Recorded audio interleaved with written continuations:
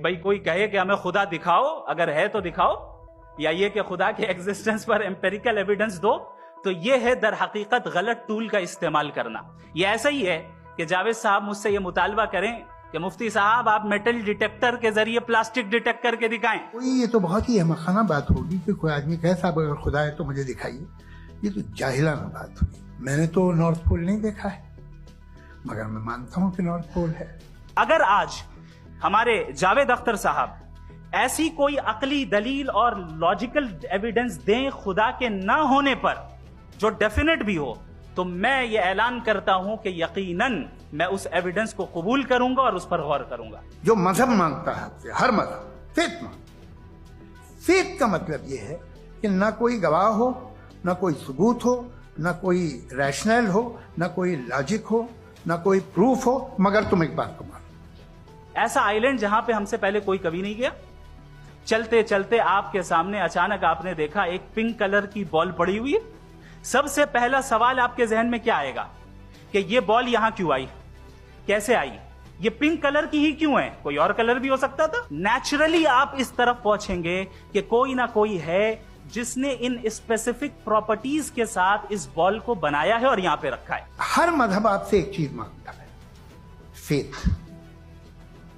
یہ فیتھ کیا چیز ہوتی ہے؟ دنیا کا ہر مذہب فیتھ پہ ٹکا ہے، اور فیتھ کا مطلب ہے ایک ایسا یقین جس کا کوئی ثبوت، کوئی گواہ، کوئی ریشنل نہیں. سارے مذہب سب جانتے ہیں یہ دنیا کیسے بنی تھی، کیسے مٹے گی، مرنے کے بعد کیا ہوگا. ان کو سب علم ہے. ان کو کسی کو ڈائنوسر ہوتے تھے پہلے یہ نہیں پتا تھا، کسی کو نہیں پتا. اور سجنوں، ڈز گاڈ ایگزسٹ؟ اس سوال کا جواب سب اپنے اپنے تئیں کھوجنے کی کوشش کر رہے ہیں.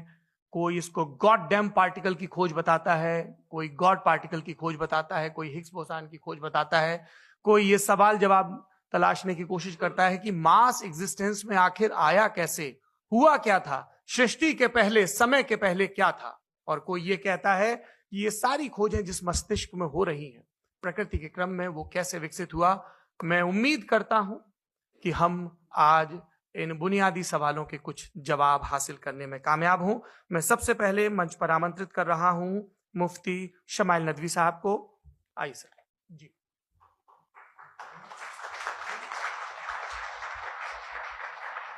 تمام تعریفیں اس کریٹر کے لیے جس نے اس یونیورس کو ایک مقصد کے تحت پیدا کیا ہے. ریسپیکٹڈ جناب جاوید اختر صاحب، مسٹر سوربھ دیویدی اور respected audience, thank you all for being here today. آج کی ڈیبیٹ میں چونکہ ہم بات کرنے والے ہیں ڈز گاڈ ایگزسٹ کے ٹاپک پر، تو یہ ایک ایسا ٹاپک ہے جس کے متعلق کوئی بھی ڈیسیجن لینے کے لیے الگ الگ اسٹینڈرڈز ہو سکتے ہیں. لہٰذا ڈیبیٹ کے شروع میں یہ ضروری ہے کہ ہم یہ جان لیں کہ آج کے اس ٹاپک میں کون سا اسٹینڈرڈ صحیح ہوگا اور کون سا غلط ہوگا.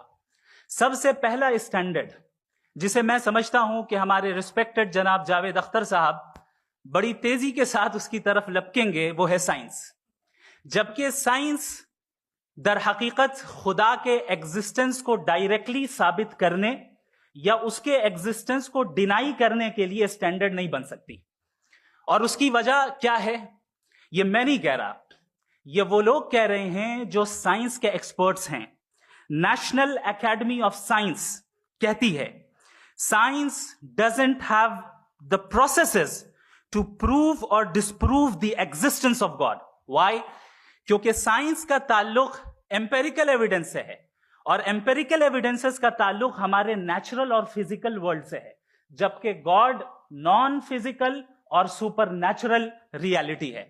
لہٰذا نان فزیکل ریالٹی کو آپ اس ٹول کے ساتھ نہیں چیک کر سکتے جس کا کام فزیکل ریالٹی کو تلاش کرنا ہے. لہٰذا آج اس ڈیبیٹ میں گاڈ کی ایگزسٹنس کو ثابت کرنے یا اسے ڈینائی کرنے میں سائنٹیفک ایویڈنس کو ایکسپٹ نہیں کیا جائے گا. دوسرا اسٹینڈرڈ ہو سکتا ہے ریویلیشن، کہ ریویلیشن کے ذریعے ہم یہ ثابت کریں کہ گاڈ ایگزسٹ کرتا ہے یا نہیں. لیکن یہ اسٹینڈرڈ بھی آج ارریلیونٹ ہے. کیوں؟ کیونکہ ریویلیشن میرے نزدیک سورس آف نالج ہے، ویلڈ سورس آف نالج ہے، لیکن ہمارے جاوید اختر صاحب کے نزدیک یہ ویلڈ سورس آف نالج نہیں ہے. لہٰذا